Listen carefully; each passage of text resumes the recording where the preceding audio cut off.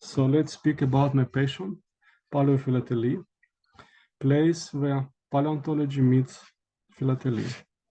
So first of all, some definitions. So paleophilately term is derived from two words, paleontology and philately. While paleontology is a scientific study of life of the geological past that involves analysis of plants and animal fossils, including those of microscopic size preserved in rock. And actually philately, as we all know, is a study of a postage materials like stamps, envelopes, postmarks that related to the postal delivery. Both terms have a French origin. Paleontology was introduced in France in 1822, and philately was introduced in France in 1864.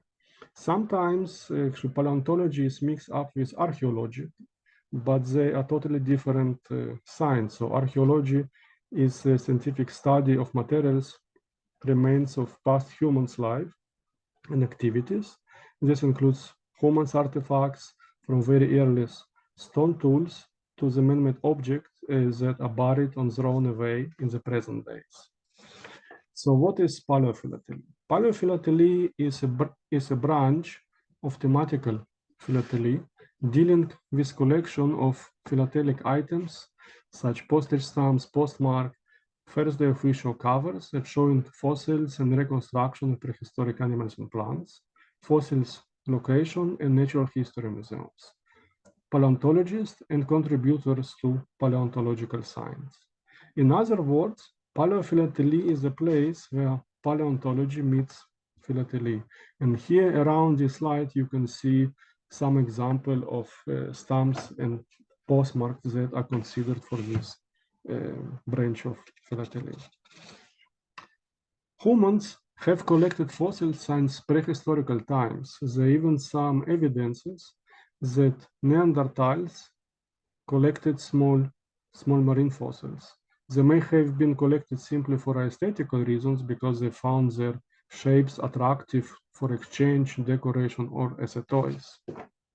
Discoveries of dwarf elephants on Cyprus, Malta, and Sicily inspired the myth about Cyclops. And Chinese dragons probably originated from discoveries of dinosaurs and pterosaurs fossils. In the Middle Age in Europe, fossils were assigned to remains of biblical giants or remains of dragons. For example, around the years 3035, a big skull, as you can see here, with big teeth of mysterious animals was discovered near a small Austrian town, Klagenfurt. Because it looked very different from anything that the inhabitants of this town was known, they interpreted it as belonged to a dragon who lived in the lake before the town was founded.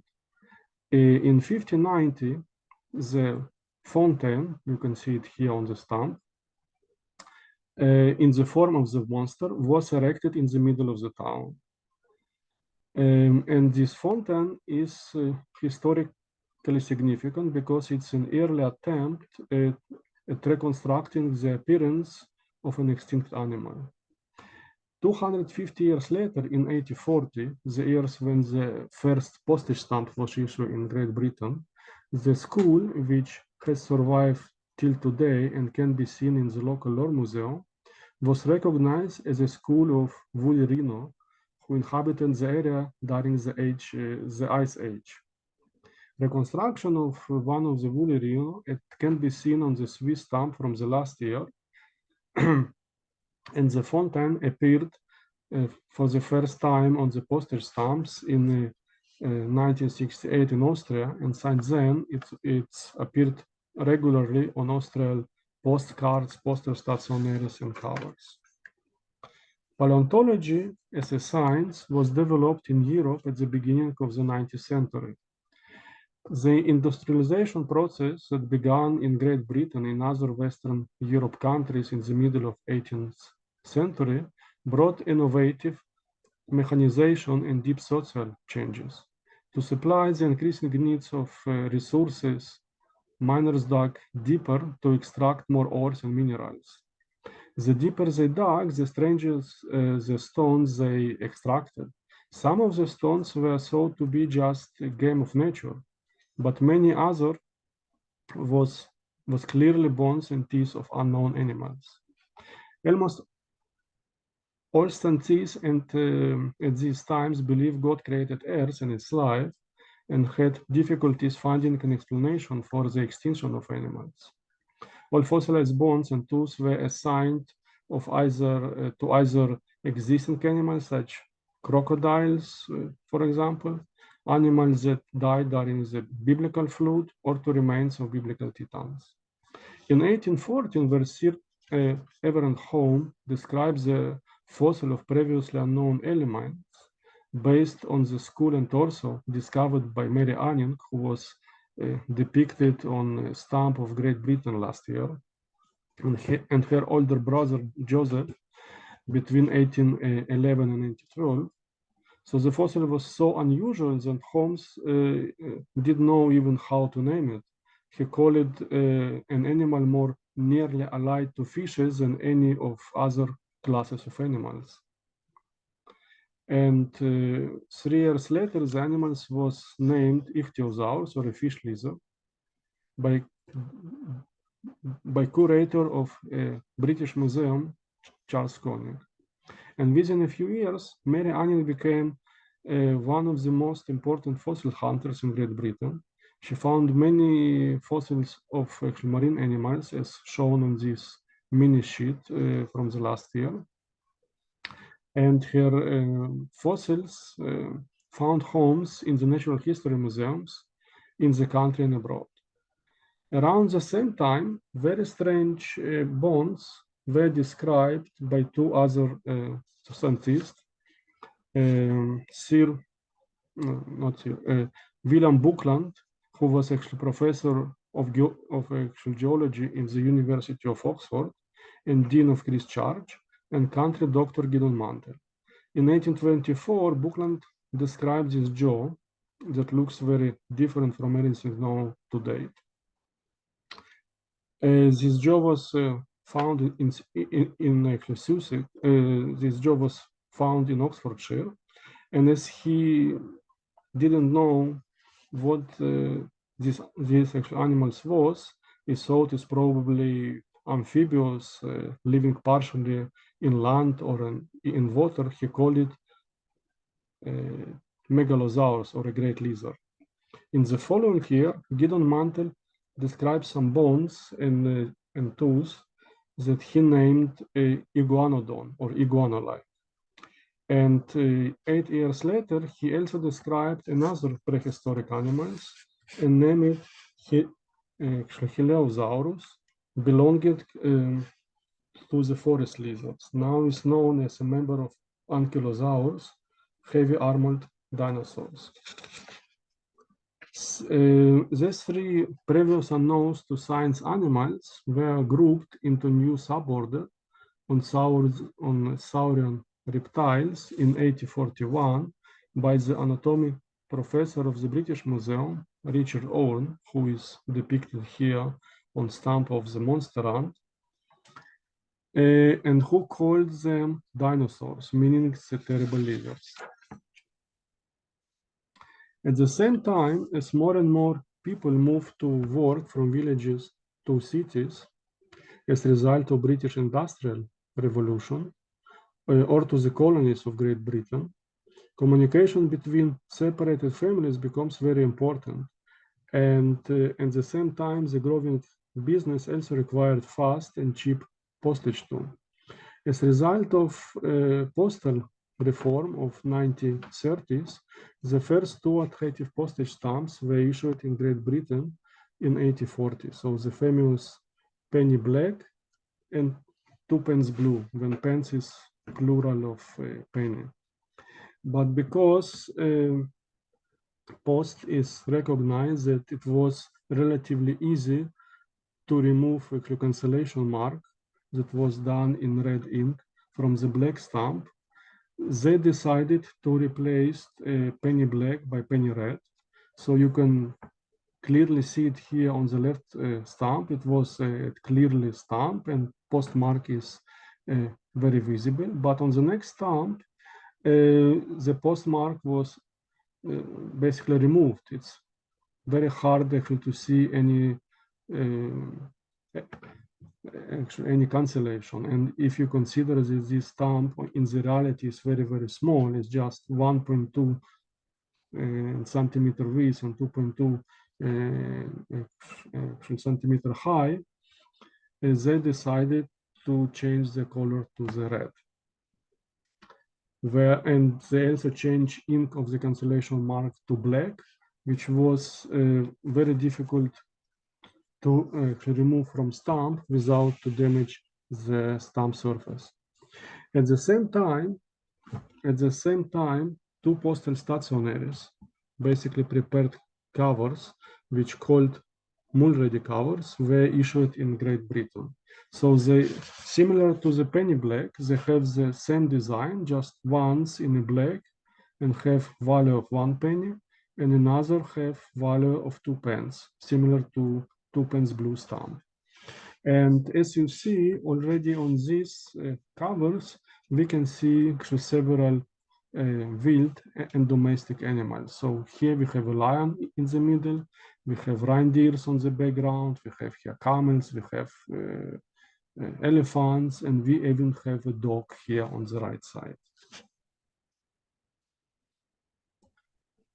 Prehistoric animals for the first time appeared on the postal stationery in the USA in 1920. So this is basically the only cover that the only philatelic item that's shown in my presentation that is not mine. It was, the image was sent to me by my fellow, Dr. John Knowles from Canada. And I never seen such cover by my own. Even so, I'm looking for this cover for since a while. As you can see on this cover, you can see here some mammoths, some death mammoths. You see saber-toothed cats. You even see a Neanderthal on the left side or on the right side, and even a dinosaur on the background. So this cover was designed by a company from California who decorated prepaid like 2 cents envelope, and they put this image and show actual description of their products on the left side. The first time prehistoric animals appeared on a printed stamp of the postal stationery was happened 50 years later in 1970, when ammonite from collection of Geological Institute celebrating its 50th anniversary was shown on the postcard of Poland.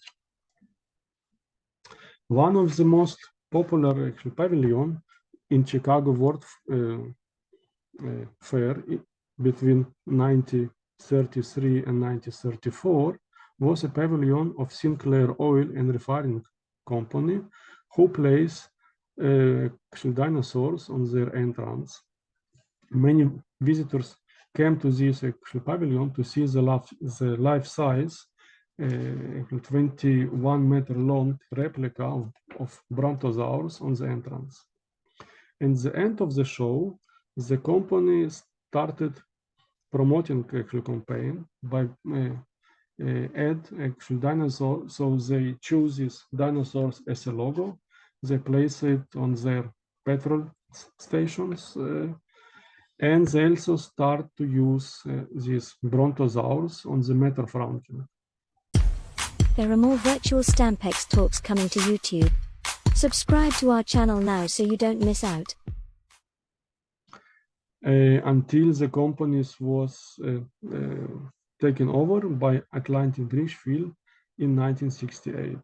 And these metal marks are actually the first truly philatelic item depicting prehistoric animal on it, because illustration on postal stationery are not counted as philatelic material in formal stamp exhibits. The first time the prehistoric animals appeared on postage stamps is happened in 1951 when India issued a stamp to commemorate the centenary of the Indian Geological Survey. It's quite unusual to see prehistoric animals on stamps related to geology organization. But the reason for that a 3-meter long tusk, as shown here on the top right side, was discovered by Dr. Vadio in 1928, and it's led to the fixing of the age of important geological rock formation in Kashmir, Himalaya. So this pair of stegodons, who is related to the elephants, was taken from, it's actually a reproduction of the illustration from the Proboscidea monograph of American paleontologist Henry Osborn, who published it 9 years earlier in New York. The Indian stamp is the first stamp of prehistoric animals, but not the first stamp related to the paleontology. The first stamp related to paleontology was issued in the USA in 1856, and it's shown the third American president, Thomas Jefferson, who was president of the USA between 1801 and 1809. He is most known as the primary author of the Declaration of Independence, but he also played a central role in the beginning of the American paleontology. The entry room of his primary residence, a Monticello, has been turned by Jefferson into a natural history museum.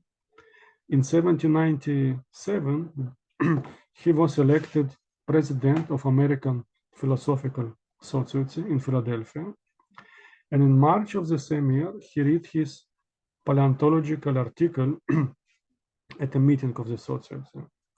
In this article, Jefferson describes some fossils bones sent to him by Colonel John Stewart in the previous year, and he theorized that these bones represent remains of a lion. He compares them to the bones of modern African lion and names them megalonyx, as a giant claw. This presentation is often credited as the beginning of vertebrate paleontology in North America. And 2 years later, these remains were correctly identified as those of giant ground sloths, as you've seen here on a post stamp of Cuba and Peru. And the species was named Megalonyx jeffersoni in honor of Thomas Jefferson. Since issue of this first stamp in 1856, Thomas Jefferson appeared on many other stamps of USA and other countries of the world, but none includes his paleontological interest. All stamps shows Jefferson portrait or show him in the contents of his work on the Declaration of Independence. In 1958, Postal Authority of People's Republic of China issued this set of 3 stamps that commemorates the success of Chinese paleontology and showing fossils from the collection of Paleozoological Museum of China in Beijing. Each stamp shows a fossil and reconstruction of prehistoric animal from a different geological time. A trilobite here on the left, it's from Paleozoic. A dinosaurs from the Mesozoic, and giant deer, it's from Cainozoic. And the museum itself was commemorated on the postage stamps on the following year. In 1856, the same year, the first stamp of Jefferson was issued in the USA. Some fossils was found in Valley near Düsseldorf in Germany. And this fossils was given to John Carl Fuhlrott, depicted here on the postage on postmark of Germany in 2006, who was a local teacher and amateur naturalist, and who recognized these remains, which depicted on German stamp here above, as those of human who significantly different from modern man. After the fossil was studied by leading German professors of anatomy, it was concluded that the bones belonged to a representative of a native tribe who had inhabited Germany before arrival of the ancestors of modern humans. This news was a world sensation, and the species was named Homo neanderthalensis, commonly known as Neanderthal today. The fossils of Neanderthal were not the first Neanderthal fossils. Others have been discovered earlier, but not recognized as fossils of prehistoric humans. One of these fossils was discovered in Gibraltar in 1830, and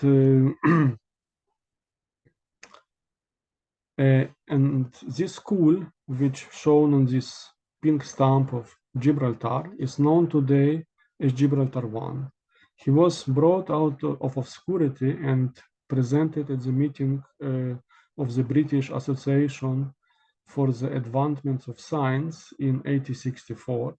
Charles Darwin was not present, but he studied this school later on, and he made a fleeting reference to it in his publication, The Descent of Man.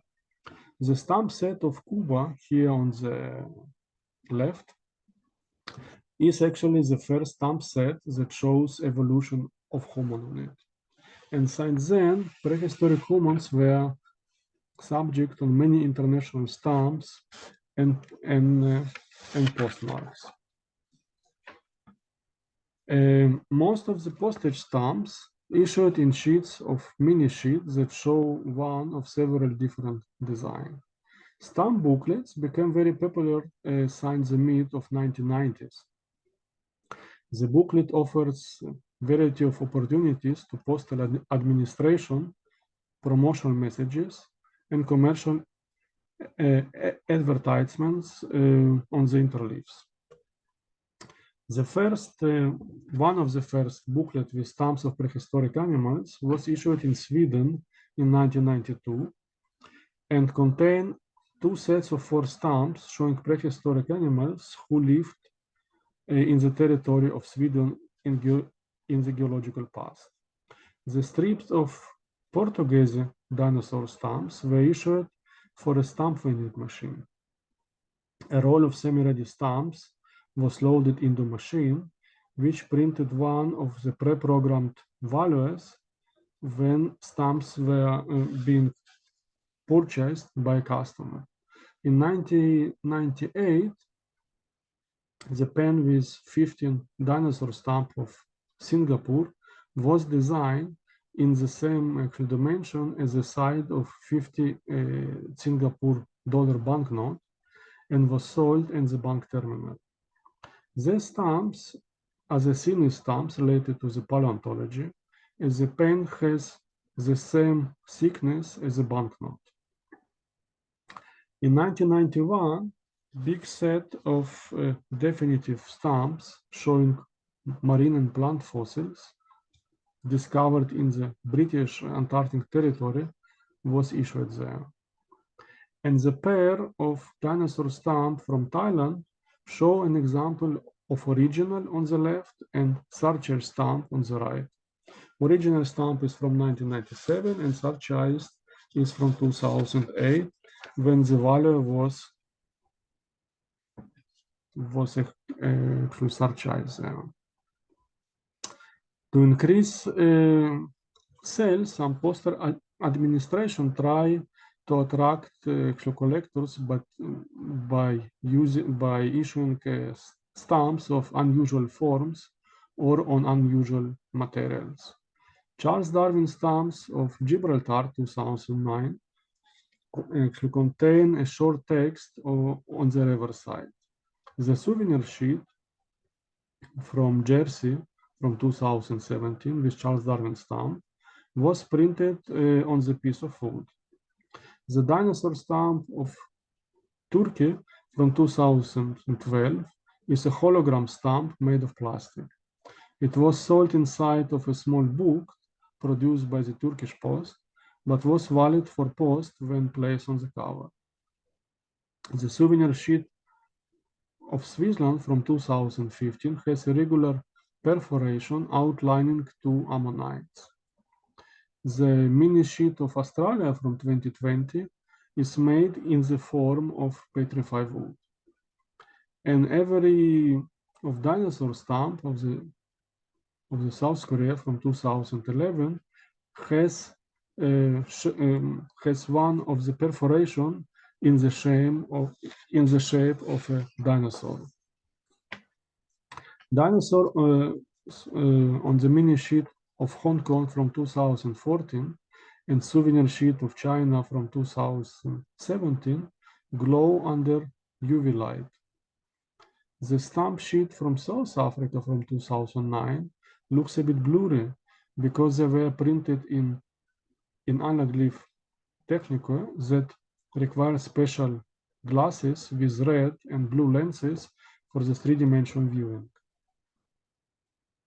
Some philatelic dealers also very creative in producing their philatelic souvenirs. The following covers contain a small plastic box with real fossil inside. The FDC from Switzerland in 2015 contained a plastic box with a slight ammonite. The German FDC from 2008 with one of the dinosaur stamps has a piece of fossilized feces of a dinosaur. And two covers of China have slabs with embedded fossils of fish. When prehistoric animals on postage stamps often reproduce reconstruction created by famous paleo artists and represent the scientific view at the time the works was created. But later researchers may change the scientific view on what the animals look like and how it lived. So let's look on one of the examples. For 60 years, when the stamps of San Marino, Poland and the USA were designed, paleontologists believe the sauropod dinosaurs spent most of his time in water. Most studies in the 90s and early 20th century concluded that the sauropods were too large to have supported their weight on land, and therefore they must have been mainly aquatic animals. Today, paleontologists disagreed with this view. The shape of their teeth suggests that the diet actually consisted of foliage rather than algae. The massive limbs and hips suggest land animal. Their feet are compact without any spreading toes of hippo, for example. It's also calculated that the water pressure on the massive body of these dinosaurs would be too large for them to be comfortable staying in water depths up to their neck. The water pressure will be enough to fatally actually collapse their lungs and the airways. And here on the right, you can see an example of a shift perforation on postage stamps of the USA from the set from the 1970s. Actually, collecting stamps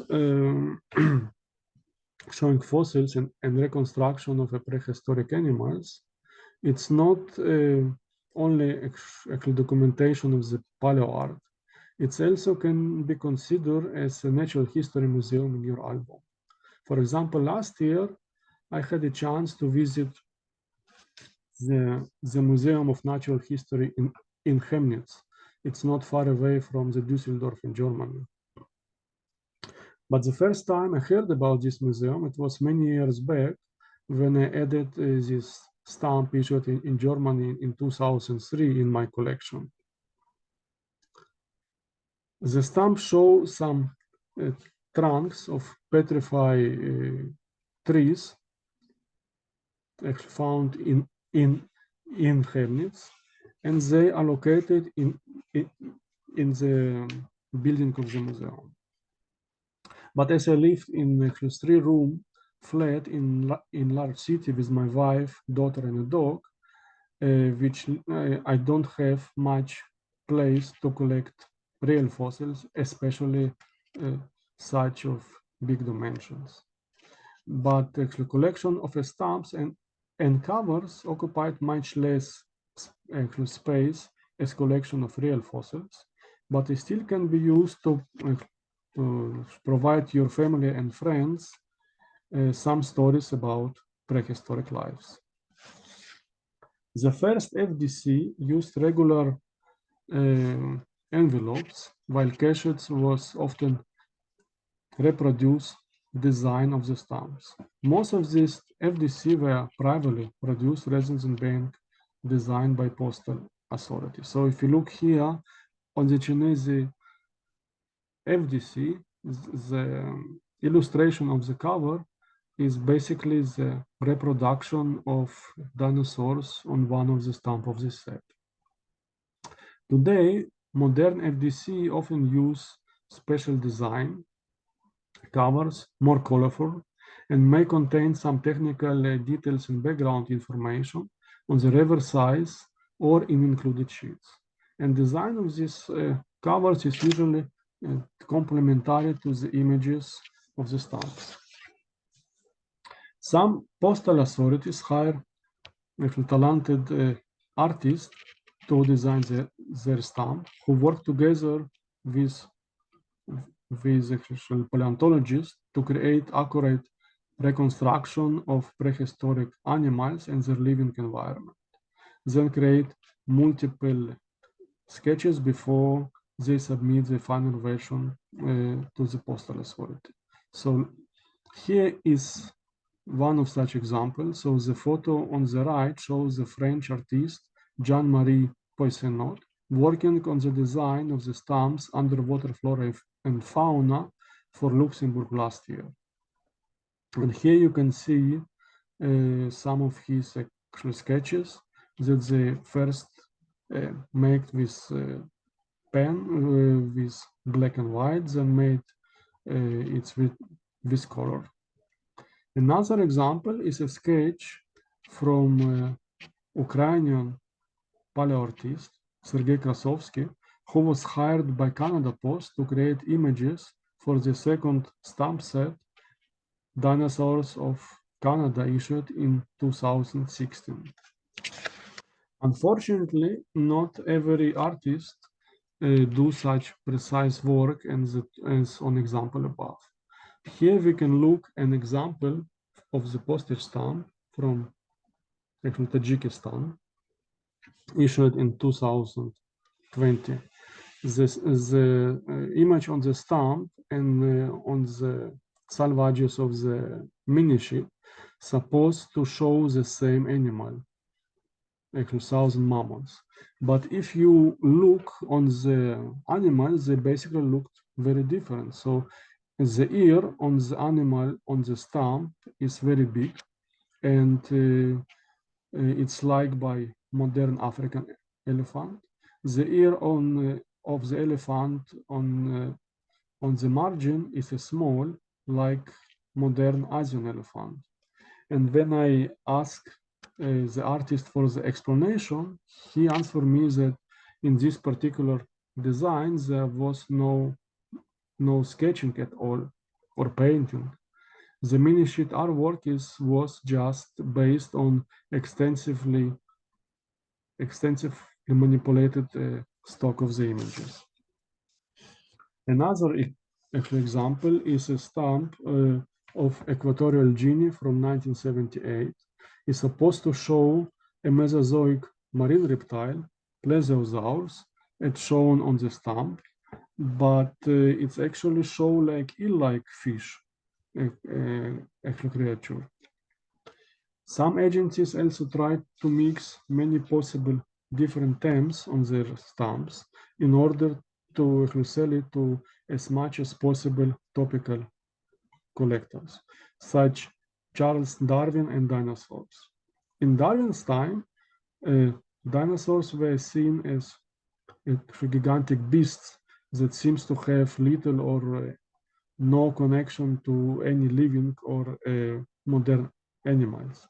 And they made no impact on the work of the Charles Darwin and his evolution theory. So now let's speak about Paleophilately website. I started collected stamps in the middle of 1980s when I was a schoolboy. At this time, only a few stamps of prehistoric animals were exist at all, because most of them issued after release of Jurassic Park movie in 1993. When I restarted my collection 15 years ago, I faced different problems, not where to actually get stamps, but how to actually sort them out, not overpay, and not buy actually duplicates unintentionally.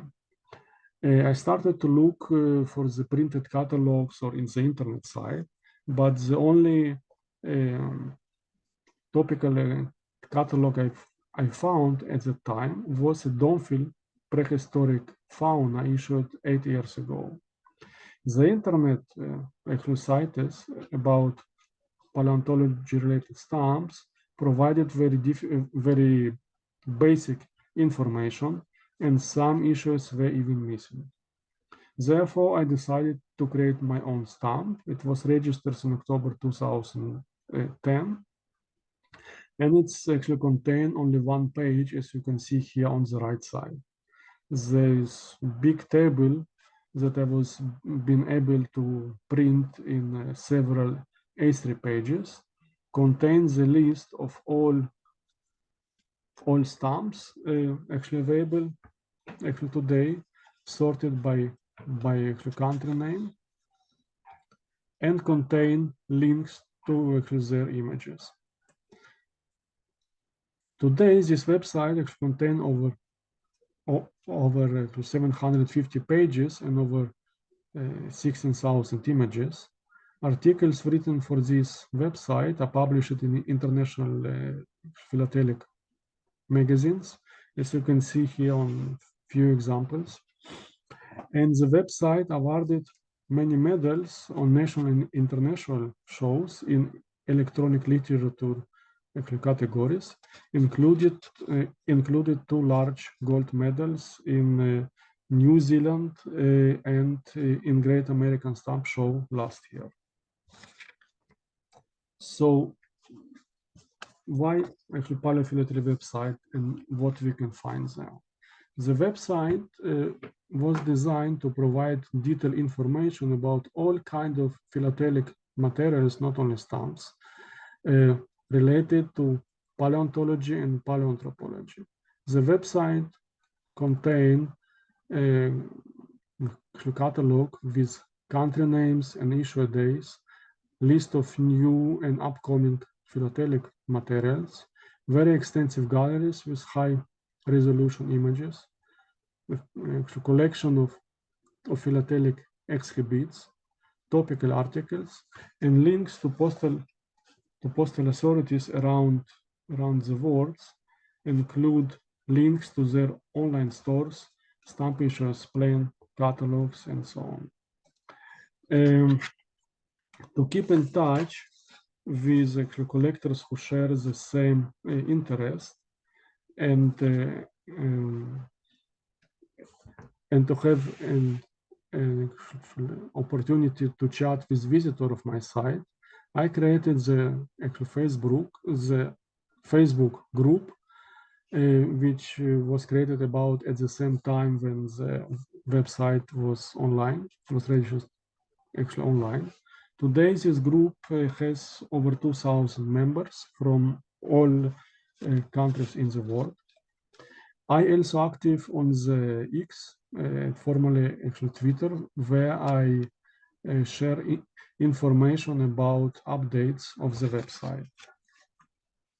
So now let's go and see the website. So I will bring it here.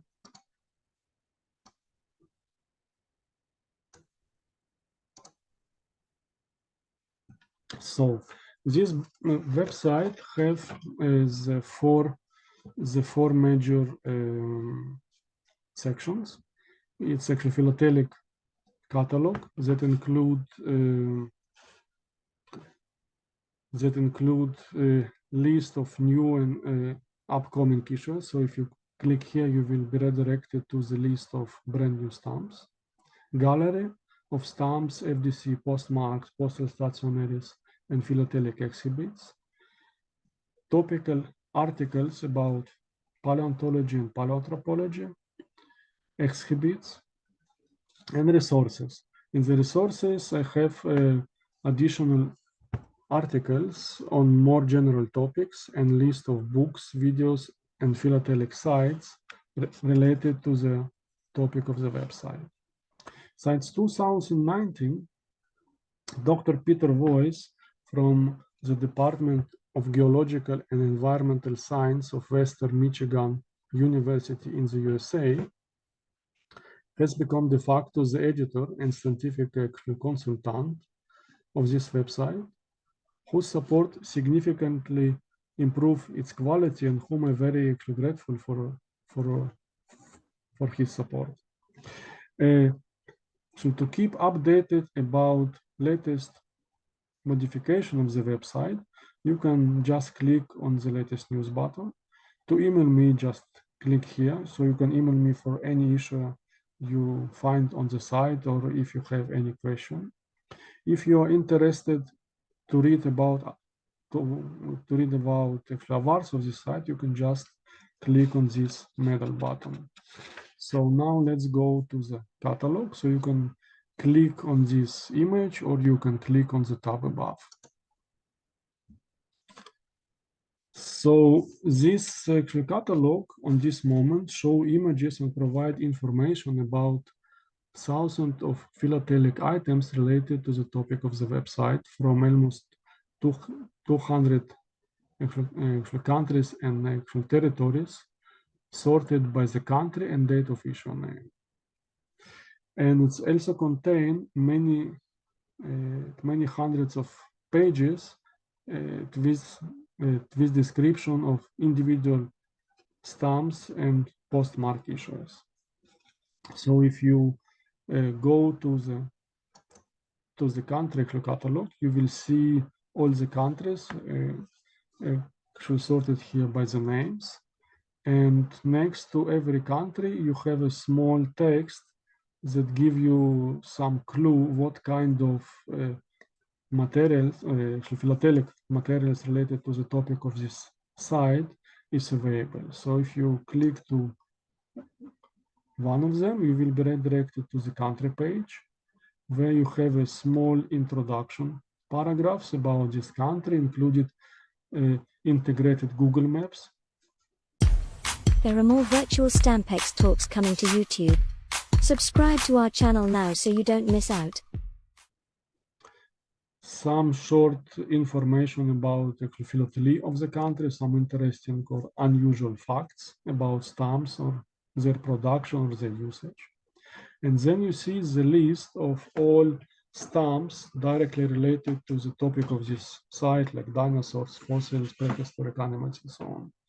If you click on the image, you can show its enlarged version.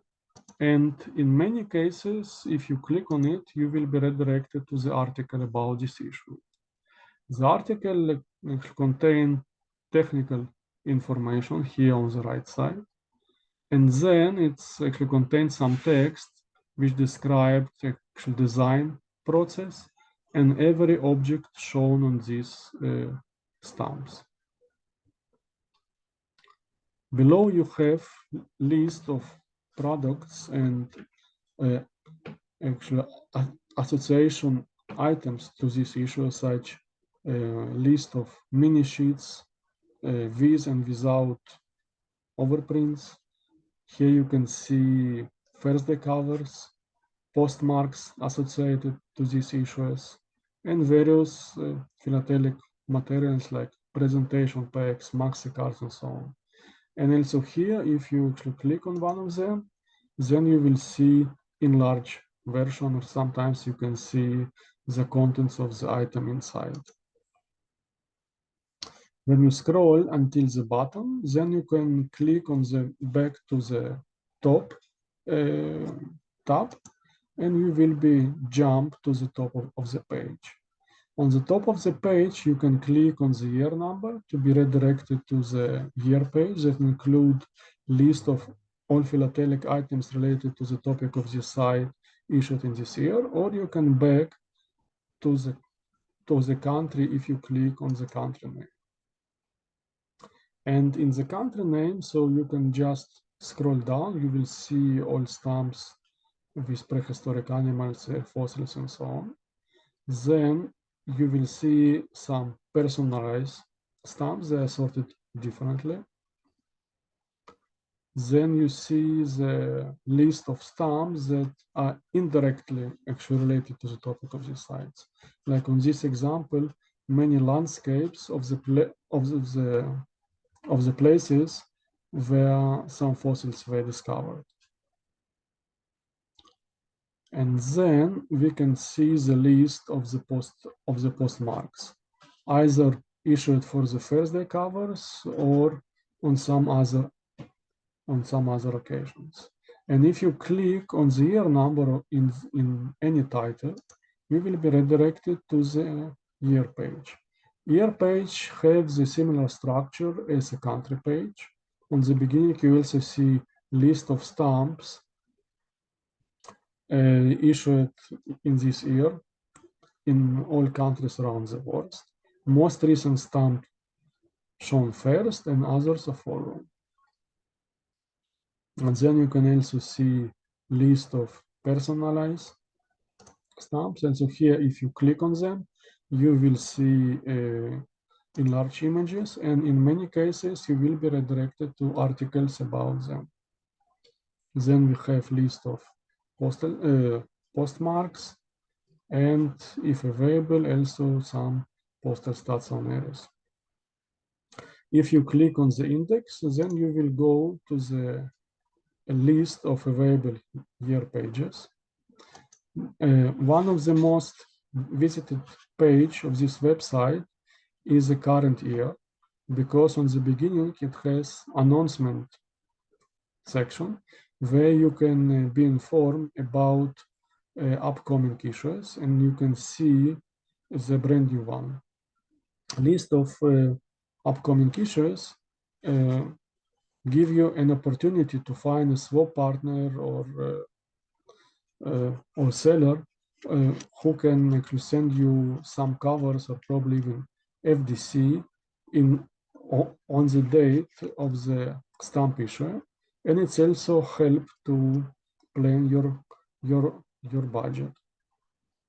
And here you can again see all the list of the stamps, postal stats on areas, and so on. So this year's not many new issues actually happened, but there are still some.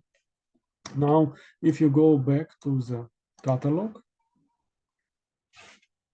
you will see here some more buttons. To help us to maintain our collection, I created stamp checklist last year. Here it have list of all the countries. If you click on one of them, like Great Britain, for example, you will see images of all stamps issued by this country, their catalog numbers, Michael and Scott. You can see all kinds of philatelic materials that were issued for these stamps, and you have some places to make notes. You can write here plus for issues that you have, or minus for issues that you're looking for, and so on. So if you go and click here, for example, on the FDCs, and you will see image of the FDC of the associated of these stamps. And here you can see the other stamps. And if you like to go back, you can just click on the back to the country index. And if you scroll a little bit up, you will come to the top side of the page. Here is actually an example how it can looks like. So here I just marked that I have set, but I don't have FDC and I don't have a cover. And for this Ammonite issue, I basically have everything. So you can basically print this checklist, but it will occupy almost 300 A4 pages. So you probably better just download PDF version and create your list in the PDF editor. Yes, for people who probably will watch this offline, I leave here my email. So if any question, just email me. And people also very welcome to join my Facebook group, where they will have opportunity to chat with me directly. So if any question, very welcome to contact me in either way. Great, fabulous. So yes, thank you to everyone that's watching live, and then thank you to everyone that's watching the recording later. Thank you, Michael. That was great. We learned a lot, and you can tell how passionate you are about that. So really appreciate it. It was my pleasure. It was my pleasure, and thank you for inviting me. Oh, that's great. Thank you so much, and I hope you all have an amazing rest of your day.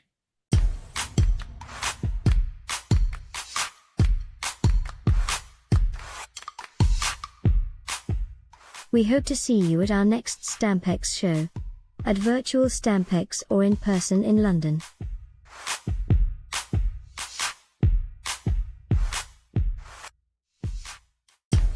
There are more Virtual Stampex talks coming to YouTube.